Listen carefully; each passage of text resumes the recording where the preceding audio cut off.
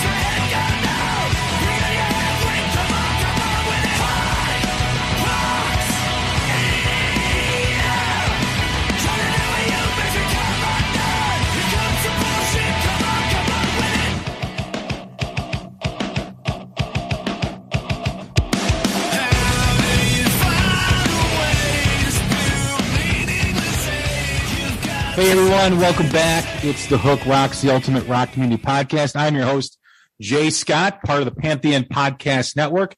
Don't forget to check out some of my pals on the great platform of music-related podcasts like Vinny Appice and Carmen Apice on the Hangin' and Bangin' podcast, Martin Popoff, the rock historian, Mistress Carrie out in Boston, Tom and Zeus on the Shout Out Loudcast, Mac on the Ugly American Werewolf in London podcast, and Decibel Geek as well. Don't forget to check out the Hook Rocks wherever you podcast, on Apple, Spotify, on every platform, and set your app to automatic download so you get the latest episode whenever we do drop it. We've had some great episodes lately.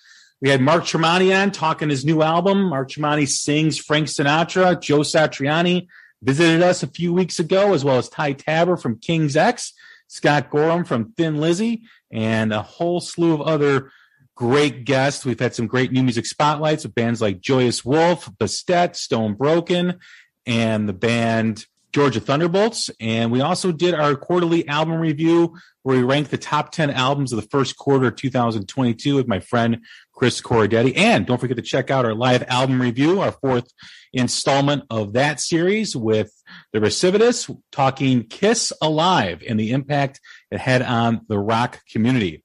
We've got a great guest for you today. Been looking forward to this interview for a bit here. We're going to talk his new project. We'd like to welcome in from Sevendust, John Connolly. What's happening, John? How are you? Oh, doing good, man. Doing good out here in the middle of an animosity run, but yeah, we're sort of back at it. So we're definitely happy to be working again. Where are you at these days? We are in Philly, on our way to Baltimore, mostly an East Coast run.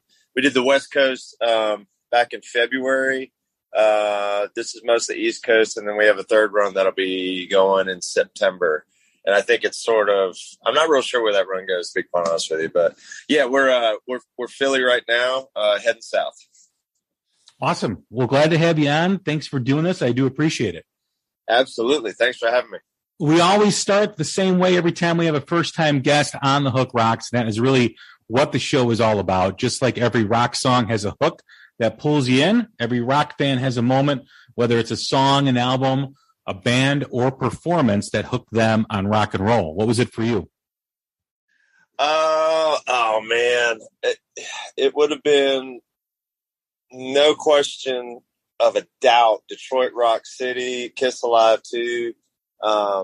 Yeah, it was like, I think I have 5 copies of that vinyl. 2 of them are autographed. It's like probably the most impactful record. But yeah, that first song, Detroit Rock City, I heard it 8 years old. You know, I mean, it was like my mom came in, you know, giving me the evil eye. I was like, all right, I'm doing good. This is awesome. So yeah, from that moment on, it was like, okay, that's it. That started it all. We just did a live album review of Kiss Alive, but I myself have always been partial to Kiss Alive too, because I heard that first before Kiss Alive. I did as well. Same thing with me. Kiss Alive 2 is the first thing that I heard, and then I worked my way back through the catalog. I didn't get to Alive for a minute because I was trying to figure out. I was like, okay, which records are, you know, like which ones belong with which? Like, is Hotter Than Hell? Okay, wait a minute, that's on Alive.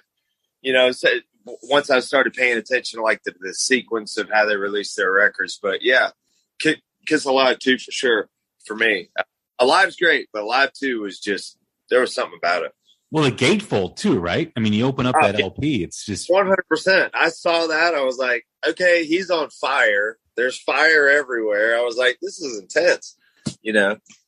I still think that picture of Gene with the blood is probably the best picture he's ever taken. Oh, it's amazing.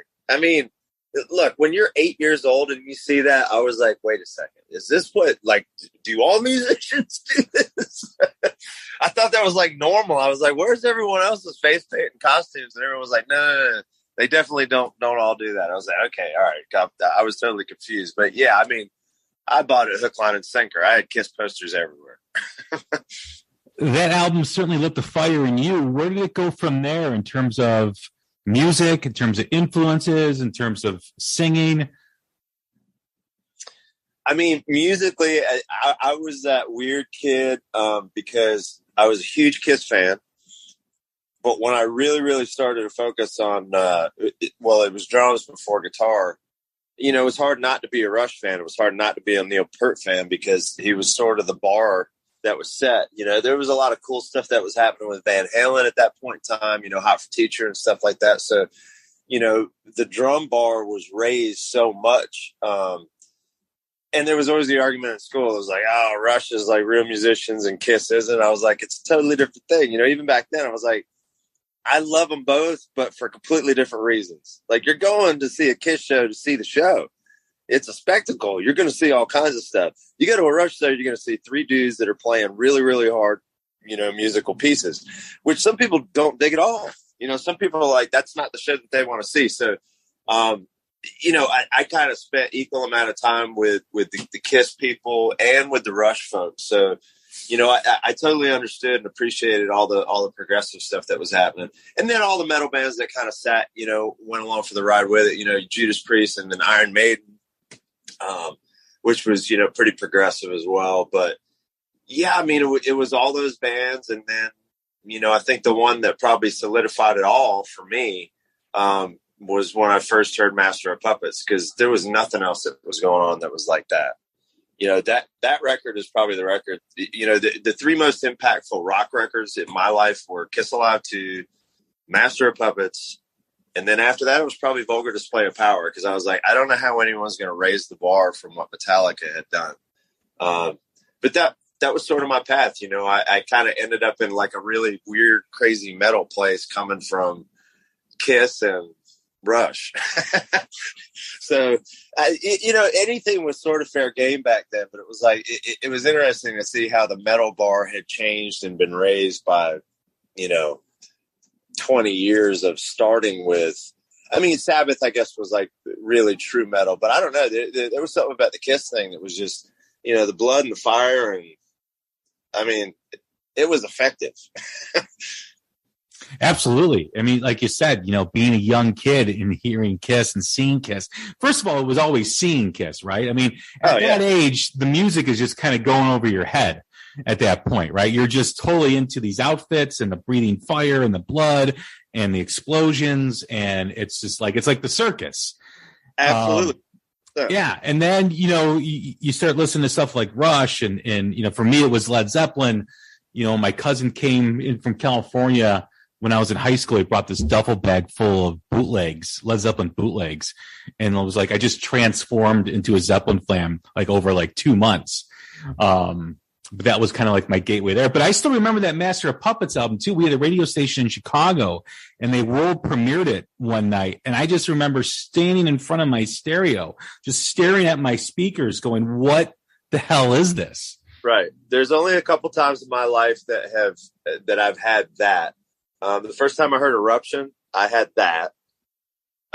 Because I was like, how many guitar players are in this band? I took the album back, flipped it over, and I'm like, there's only one dude playing guitar. Or like, okay, it totally blew my mind. Had no idea what was happening, but yeah, I totally didn't get it. It was one of those most bizarre,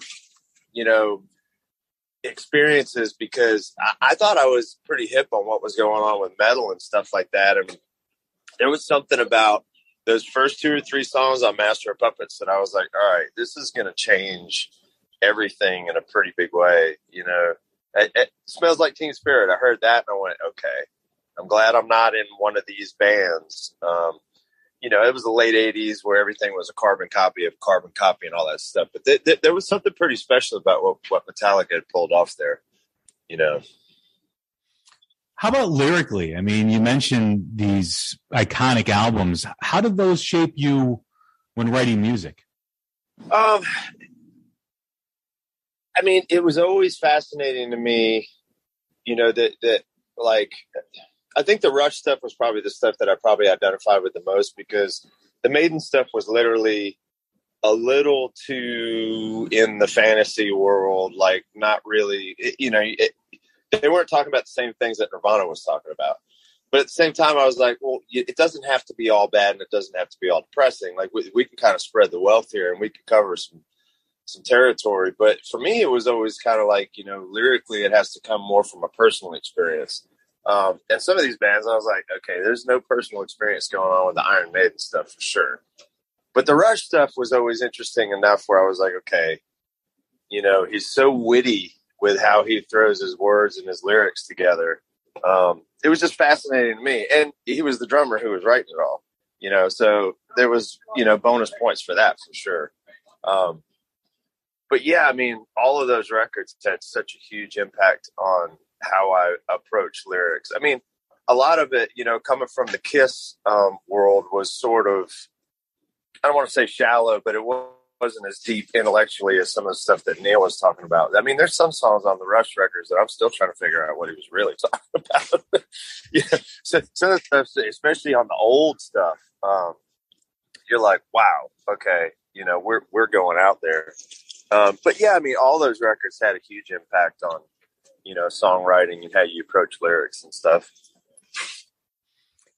Is it hard, when you have all those influences and then you also are writing something like you're being observant, you're writing about personal stories or whatever you're writing about, how do you pull from those influences when you are trying to write something personal to yourself?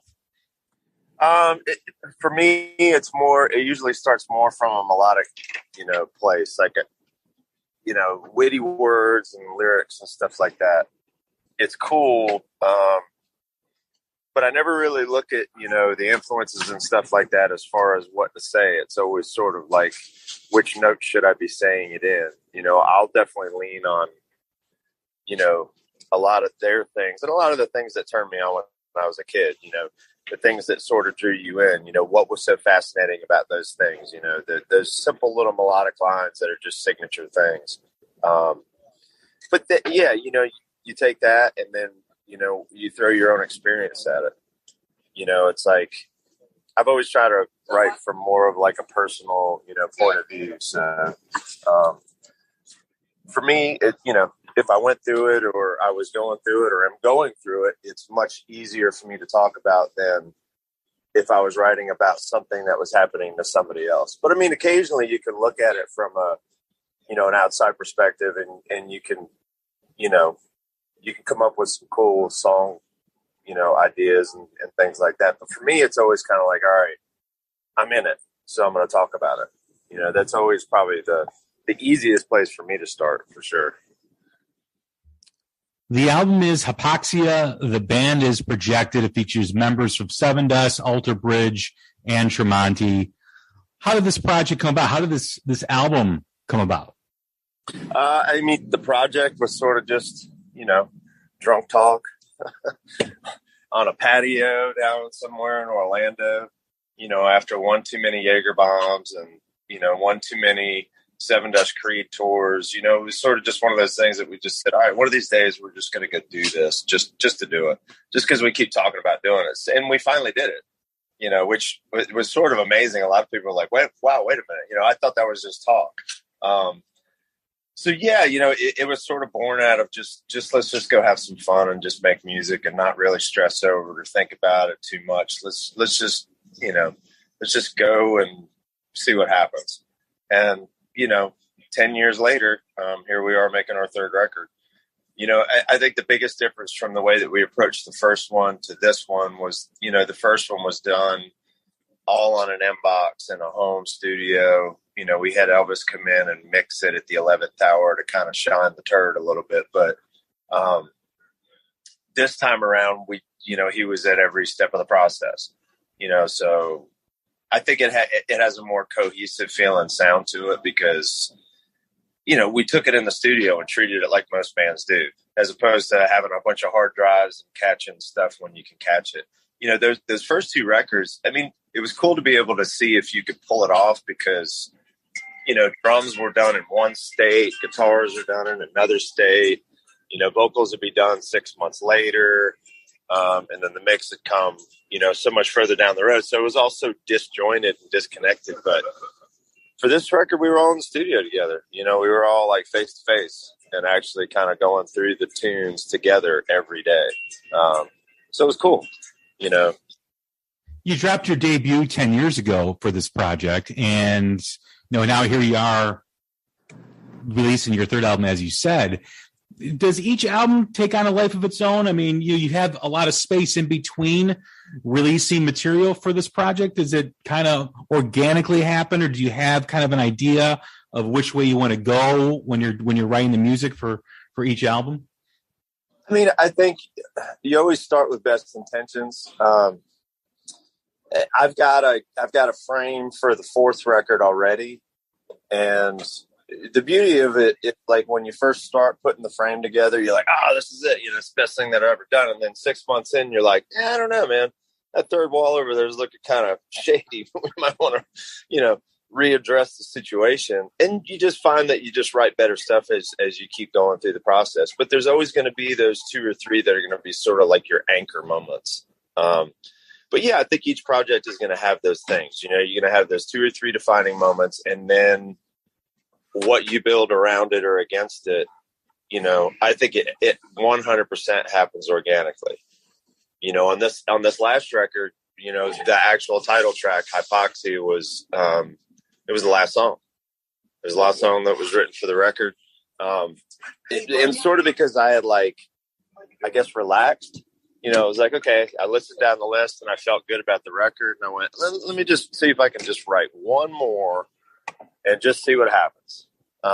In case of emergency, break glass. So we did it, and I sent it to the guys, and they all started tripping. They were like, it has to be the first single. And I was like, I was just adding an extra song for the record, guys. Like, really wasn't thinking about the single. And then it was like, well, maybe it should be the album title. And I was like, well, I don't have one. So, what I mean? That's about as organic as it gets, because literally it was just like, all right, just a little bit of insurance. Let's just do it and see what happens. And then, you start playing that game and you're like, all right, well, maybe I should push my luck a little more often. Like, what if I do this all the time? You know, at what point are you going to come up dry? But yeah, I mean, it was 100% organic. You know, it was just like an honest moment where I just listened down to the list and said, we could probably use one more. Let's just put one more that's, you know, a little more on the heavy tip and see what happens.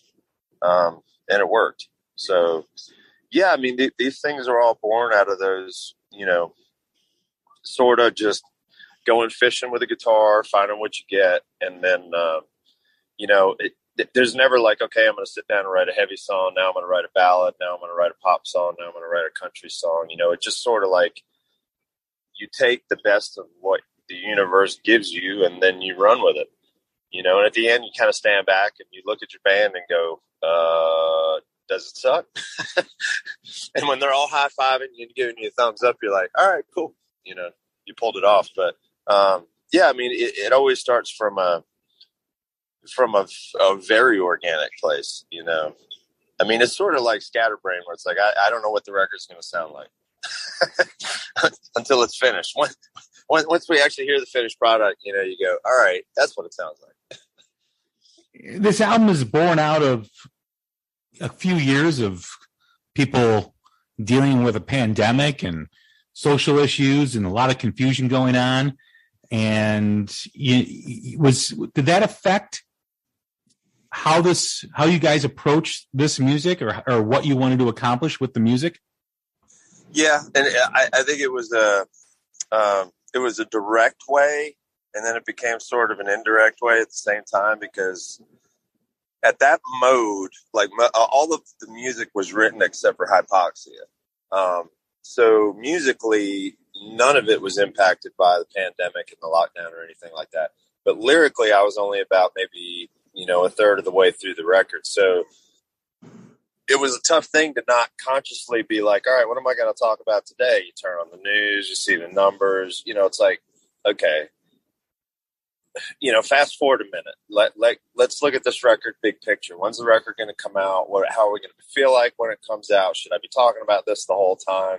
Should I address it? You know, a couple of points on the record to address it, but it's like, it's so easy to get sucked into, we're going to do a concept record about coronavirus and the lockdown. It's like, yeah, every other band on earth is probably doing the same thing, you know, because we're all going through the same experiences. So, you know, for me, it was like, all right, we're not doing a concept record, but there's only so much subject matter to talk about when you're in lockdown in your house. You know, it's like after 2 weeks, I'm like, all right, I'm sort of out of personal experience here. I might need to go and tap into, you know, some, you know, think outside the box here. And I think that was the biggest challenge, is just like, you know, taking things in and kind of just looking outwards at what was happening. And I think it was easier to talk about the pandemic from that point of view, as more of a, you know, just observing, you know, even like Hypoxia is not about the pandemic, but it was about just, you know, people putting each other on stun on social media, you know, just absolutely losing their minds on socials. But it made sense because you lock everyone in their house, put a big question mark over their head, whether they have a career or a job. Can they pay their bills? Are they going to be able to make it with 3 kids in the house doing school while they're both trying to work? You know, after 2 months of that, they're just like, all right, I'm fixing to kill somebody. So they go on Facebook and have a meltdown on their sister or their cousin or whatever. You know, when talking about those things, it's like, indirectly, it never would have happened if it weren't for the pandemic. So I think everything that we were going through and everything that was being discussed was just sort of a reaction just to, you know, how life was, you know, and it wasn't all the best. You know, there were peaks and valleys. There were a lot of valleys. You know, I mean, you know, as Sevendust, we were like, are we ever going to tour again? You know, it's like live streams are cool, but they're not that cool. You know, there's a whole different ball game when you're out there and you're actually making a living on tour. And there was just a lot of uncertainty, but it was like, we're just one little blip. You know, for every one of us is out there, there were, you know, parents struggling at the house with their kids. Like I said, you know, trying to work, trying to be the teacher, trying to keep the kids from having meltdowns and stuff like that. You know, it's like everyone went through their own personal, okay, we're not real sure how this is going to turn out, but, you know, we're going to try to work our way through it. But yeah, I mean, it's like, it's hard to live in a vacuum. I think most of what was discussed is just, just being more observant about how the world was reacting and what was happening. Because none of us have been through anything like that. It was by far one of the most bizarre things ever. I was like, there's no playbook for this. There's no rules. Like, we're making it up as we go. I don't know who to listen to, It was a bizarre time. It is a bizarre time. I think we're still in it. I think we're dealing with it, on a more day-to-day level. And I think we're understanding it more, but the way it's affected people and impacted people, it's still happening. I still see people like losing their minds over simple stuff, yep. And it's like, would that person have acted like that 3 years ago? Yeah.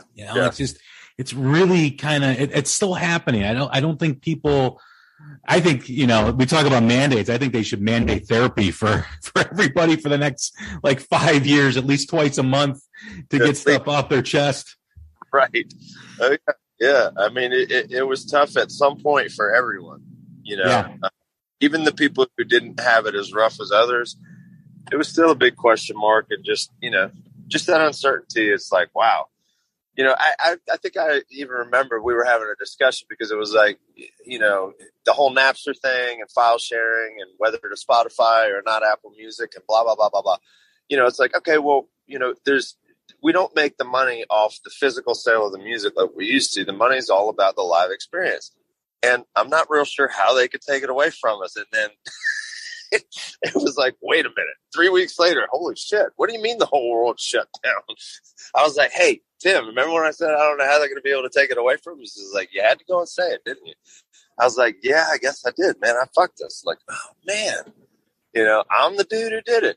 So, but yeah, I absolutely could not believe it.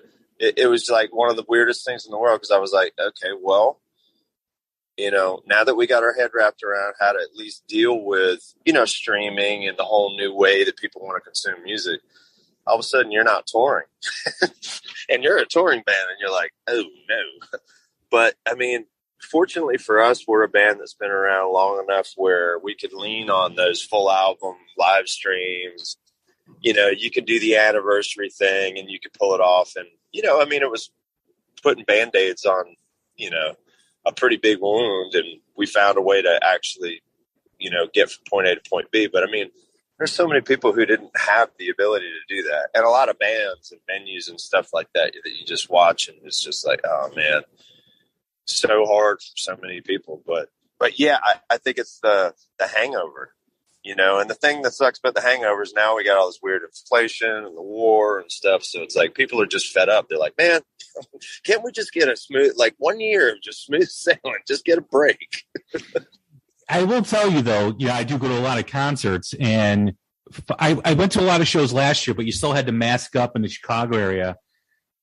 Went to go see Mammoth and Dirty Honey back in March. That was the first time we didn't have to wear a mask. And it felt good. It felt different and it felt good to finally be able to relax a little bit. Right.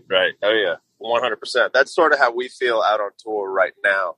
Because even the last couple of times that we went out was like, we're still following protocol and, we've got people who are coming in and monitoring the local crew because there's local hands on all of these shows. And it's like, it's one thing for us to come in vaccinated, tested and we're all masking up, but you're going to stick all of our crew guys in with a whole bunch of guys that aren't masking up and they're not, there's nobody testing them. So it's like they hang out all day, come on the bus, all of a sudden someone gets sick and then we're off for however long. You saw so many bands chasing it because it was nuts, you see Korn, one guy gets it, then another guy gets it. You see another band and it was like, oh man, are we going to be able to pull this off? like for a minute there, it was kind of scary. Because it was like, all right, it's all coming back online, but I don't think we're ready yet. I think we're ready. Right now, we're still super careful and super cautious about how we do a lot of what we do, but it kind of feels like it did back in 2019. And I also think too, because I've been to a couple of shows since then, is that the crowds seem to be way more into it, way more present, not on their phone. you know, they're in the moment now. And I think that's an awesome thing. Yeah, very much so. Especially with this, you know, with us, what we're doing right now, being in that it's the anniversary of arguably our fans' favorite record. It's like how they're singing the songs back to us and how they're, you know, getting emotional over it. I sit there and I'm like, okay, these people are having a connection. They're having moments here, which is really, really awesome, you know? But yeah, I mean, I'm sure for a lot of fans, I mean, there are a lot of people that's what they do. They go to shows, you know, I mean, that's all they do, you know, and you take that away from these people. You know, I remember one guy telling me, he was like, it's sort of my therapy. It's what like keeps me sane is going to these shows and hanging out with these people and, you know, having that. And then you just park that for 2 years and just expect people to be normal. It's like, no, people are going to be cranky for sure. Yeah, that's true. The album is out June 24th. Any plans, you know, with the album in terms of releasing, you know, singles, stuff like that? Yeah, we've got, you know, Hypoxia went out, 2-3 weeks ago. Yep. 2 more songs that'll be coming out before we actually drop the record. And then we just fasten our seatbelts and hopefully find some windows where we can get out and actually do a couple of shows at some point. You know, I think the planets are finally lining up a little bit. It's like Sevendust and Alter Bridge are sort of on the same schedule moving forward, which is almost never happened. So someone's going to be pulling double duty, but not sure who it's going to be yet. But yeah, that's sort of the plan, you know, finally get this record out. You know, it's like anything else in this world, you know, getting the record made was such a great experience. And then once we actually had it mixed and mastered, you know, getting vinyl printed and getting in line, just like the whole rest of the world, waiting to be able to have all of your stuff in one place at one time. It's taken a minute. So it really, really feels good to finally get this thing done. You know, it's like, oh man, you know, I don't want to be burned out on the record before we release it. It was almost 2 years to the day since we made it. So, wow. But that's what a pandemic will do to you. Well, what's it like sitting on music like that? I've asked this question a lot, you know, to people who've made music and have had to sit on it for a while. What's that like for you, knowing that you created something and you got to wait? Well, it's tough because I think the more time you spend with it, at least me personally, I know the more time I spend with my own stuff, the more I really tend to hate it.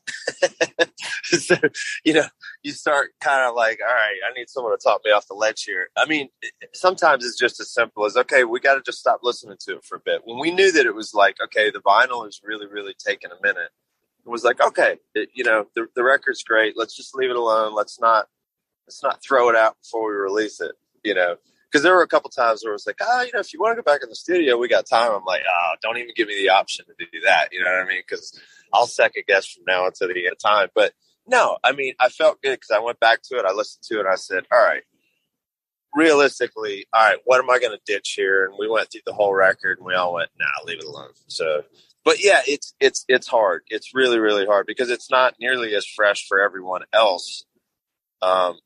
You know, I mean, for us, it was fresh 2 years ago. So the only good thing is we're actually really, really good at playing a lot of these songs. So I've actually had some rehearsal time, you know, with actually learning the music and, you know, being able to spend time to kind of commit them to memory. But yeah, you know, it just feels good to finally get it out.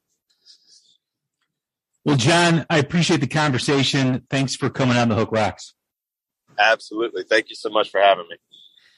All right, everyone. I'm Jay Scott. That's John Connolly from Sevendust. Check out the album Hypoxia, out June 24th from the band The Project Projected.